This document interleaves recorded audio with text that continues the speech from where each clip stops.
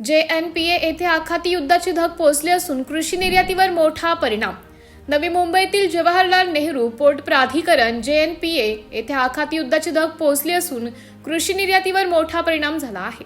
आखाती देशांकडे निर्यातीसाठी तयार ठेवलेला कांदा, केळी, द्राक्षे यांसह विविध फळभाज्यांचे सुमारे 1000 कंटेनर JNPA वर अडकले आहेत.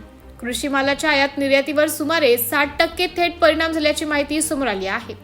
युद्धजन्य परिस्थितीमुळे सागरी वाहतूक क्षेत्रात मोठी अनिश्चितता निर्माण झाली आहे. काही शिपिंग कंपन्यांनी आखाती देशांकडे माल पाठवण्यास नकार दिला आहे. काही मालवाहू जहाजांना माघारी फिरण्याचे आदेश देण्यात आले आहेत. JNPA मधून दर आठवड्याला साधारणतः 54 मालवाहू जहाजांची ये-जा होत असते. युद्धाचा संपूर्ण परिणाम किती खोलवर होणार आहे हे स्पष्ट होण्यासाठी आणखी काही दिवस लागू शकतात. मैं इधर मॉर्निंग के टाइम में आया और एक्चुअली इधर मेरे को इतना टाइम कभी लगता नहीं है. इधर युद्ध चालू है, इसकी वजह से एक्चुअली ऐसा हो रहा है, नहीं तो कभी इतना टाइम लगता नहीं है. हम लोग मॉर्निंग में आते हैं, 1-2 घंटे में गाड़ी खाली हो जाता है, खाली करके निकल जाते हैं.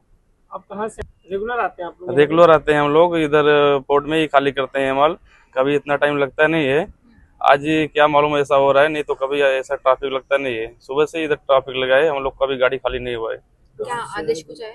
नहीं, आदेश कुछ नहीं आया. अभी गेट पास लेके गए हैं, कोई लकी नहीं है कब तक आएंगे गेट पास लेके. कहाँ से आए थे बोले? हैदराबाद. ठीक है. नाम?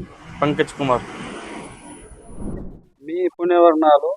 सकाळी 9 वाजेपासून इथं लाईनला लागलेलो आहे. आता खाली होण्याची काय प्रोसेस सध्या काय माहिती नाही पुढची काय आहे ते. तरी आज जायचं म्हणलं तरी 3-4 घंटे पाहिजेत. इथं बफरमध्ये. हो, पुढं आता इथून कुठं जात आहे बाहेर काय माहिती. कोर्टला जाणार नाही, इथं आतमध्ये खाली करू. बाकीचे कंटेनर देखील इथे उभे आहेत, काय आदेश काय? पुढचं तर काही सांगता येतं नाही काय प्रॉब्लेम. कशामुळे पहिल्यांदाच होते? हो, पहिल्यांदाच आहे असं. एवढं जाम लागत नाही कधी. लागलं तरी कमीत कमी 1-1.5 घंट्यामध्ये गाडी खाली होऊन येते. युद्धाचा परिणाम झालेला वाटतो. हो, तसंच वाटतंय. कृष्णा. लोकनायक न्यूज.